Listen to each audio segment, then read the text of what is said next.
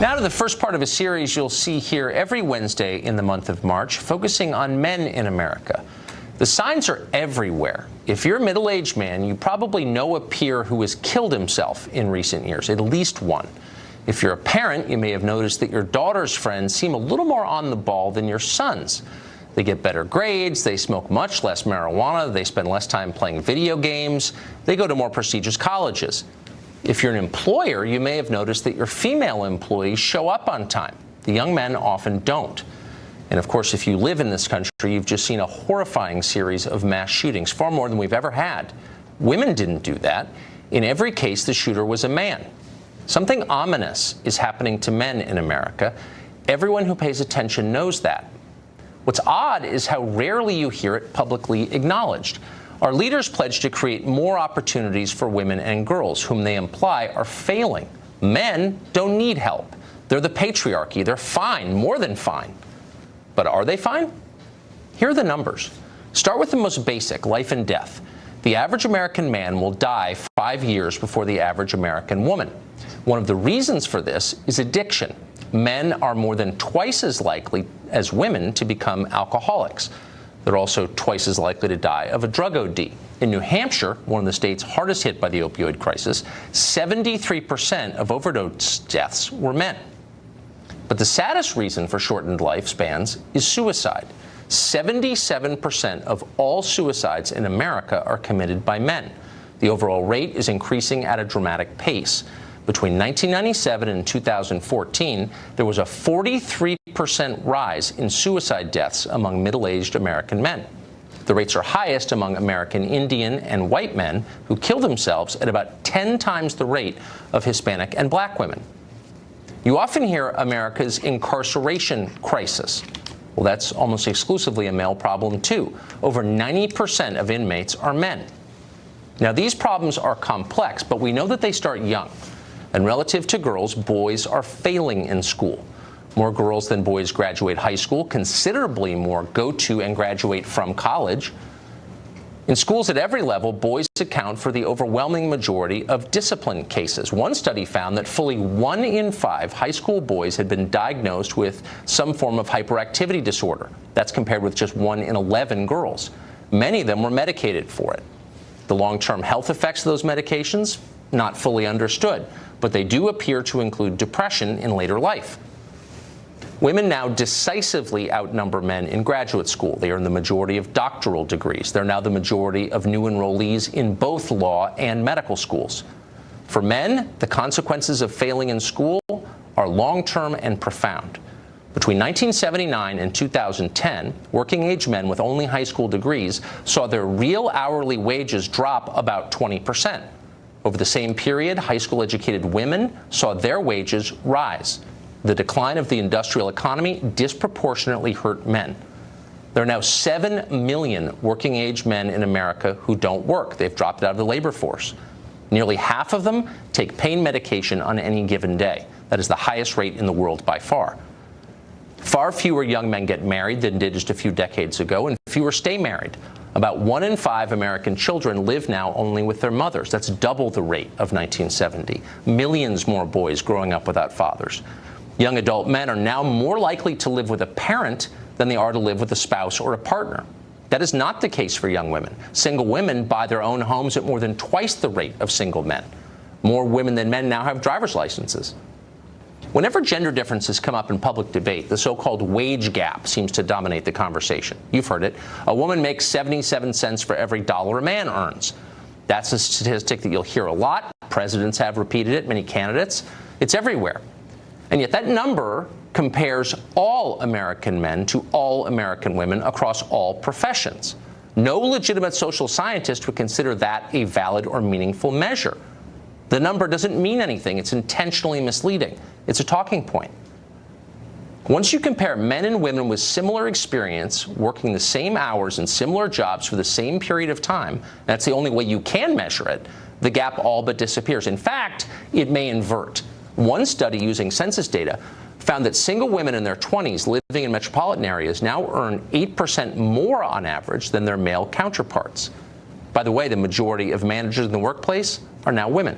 Women on average are scoring higher on IQ tests than men are. Even physically, men are falling behind. A recent study found that almost half of young men failed the Army's entry-level physical fitness exam during basic training. Fully 70% of American men are now overweight or obese. That's compared to 59% of American women.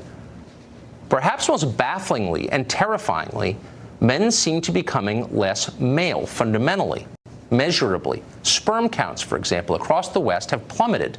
They're down almost 60% since the early 1970s. Scientists don't know why this is. Testosterone levels in men have also fallen precipitously.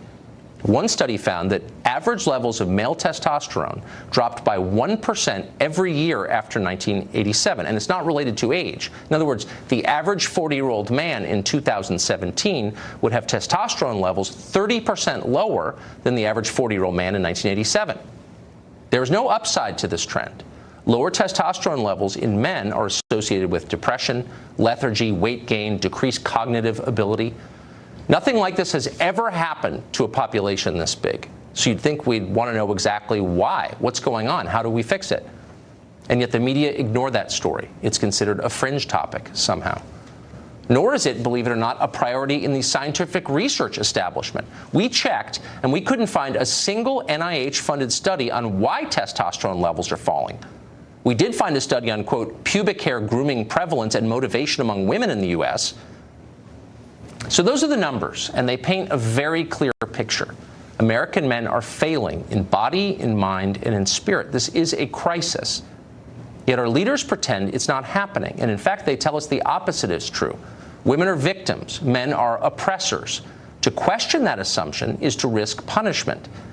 Even as women far outpace men in higher education, for example, virtually every college campus supports a women's studies department whose core goal is to attack male power. Our politicians and business leaders internalize and amplify that message. Men are privileged, women are oppressed. Hire and promote and reward accordingly. Now, that would be fine if it were true, but it's not true. At best, it's an outdated view of an America that no longer exists. At worst, it's a pernicious lie. Either way, ignoring the decline of men does not help anyone. Men and women need each other. One cannot exist without the other. That is elemental biology. It's also the reality that each one of us has lived with our parents and siblings and friends. When men fail, all of us suffer. How did this happen? How can we fix it? We hope that this series, each Wednesday this month, answers those questions. Jordan Peterson is a professor at the University of Toronto. He's written a lot about the decline of modern men. We spoke to him recently. Jordan Peterson, thanks for joining us. We've got a long list of statistics that paint a pretty clear picture that boys seem to be falling behind relative to girls in the United States. Why do you think that is?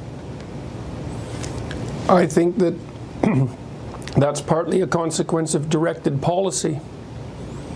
So it's linked to the idea that there's something wrong with masculinity, and so that the expression of masculinity should be limited in all sorts of arbitrary ways. The fact that kids can't really play at schools anymore is a manifestation of that. The fact that male behavior is often diagnosed as attention deficit disordered, for example, is a manifestation of that. The elimination of competition as a valid form of human interaction, and the failure to recognize that competitive sports, for example, are deeply cooperative in their fundamental nature, as long as everyone is playing by the rules, obviously. So there's that's a large part of it. So you're saying that there is an organized, not always explicit, but still organized attempt to de-emphasize masculinity or to punish masculinity. Why? Because it's easy to mistake masculine competence for the tyranny that hypothetically drives the patriarchy. It's part of a ideological worldview that sees the entire history of mankind as the oppression of women by men, which is a dreadful way of looking at the world, a very pathological way of looking at the world. It's not like men and women always get along any more than men and men get along, or women and women for that matter. But fundamentally, human history is a cooperative enterprise, and men and women have lifted themselves out of the mire over millennia in their cooperative endeavor.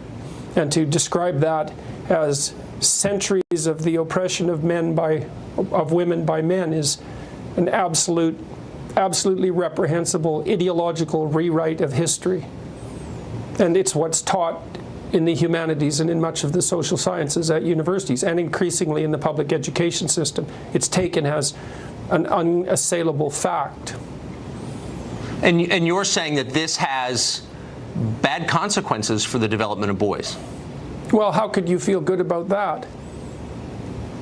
I mean, if you're made out to be a potential manifestation of rape culture, if you're part of toxic masculinity, if your competitive drive is regarded as part of a tyrannical impulse, if the heritage to which you belong is regarded as an oppressive patriarchy, then how in the world are you going to step forward with confidence and shoulder that what would you call it, that burden? Why would you? Why wouldn't you just step aside and retreat, which is exactly what's happening? But if men are so aggressive and bent on domination, on establishing a patriarchy, why have they stepped back and allowed this to happen? Yeah, well, I guess that's a good question, isn't it? I don't know the answer to that. I don't know if they are precisely allowing it to happen. It's very insidious, the ideological movement that's driving this, part of the radical left. Part of the radical left, I would say, is it's a very insidious movement. It's not an easy thing to resist, and a lot of it occurs, well, for example, it occurs in the school system increasingly. And it isn't clear what, they're not men that are reacting to that, that's boys. It's not clear what they're supposed to do about it. So if you were to fight an ideological battle. It is hard. And finally, if you were to give parents of boys one piece of advice for how, in their small way, they can fight against this trend for the sake of their own boys, what would it be? Well, I would say, first of all, encourage them. And I mean that most deeply, is that to encourage someone is to instill courage in them, to support their courage. And that doesn't mean protect them from what's dangerous. It means teach them how to be competent and teach them that they can rely on themselves to prevail, even in the darkest of circumstances. That's part of it. Yes. I would say as well, more specifically, and this is specific advice for parents, if you have your children in a school and they talk about equity, and there's a class and they talk about equity, diversity, inclusivity, white privilege, systemic racism, any of that, you take your children out of the class. They're not being educated, they're being indoctrinated. And there's absolutely no excuse for it. I agree with that completely. You might run out of schools pretty quickly, though, here in this country. That would be just fine. The sooner the better. Jordan Peterson, it's hard to express my gratitude to you for telling the truth as you do. Thank you very much for that. My pleasure.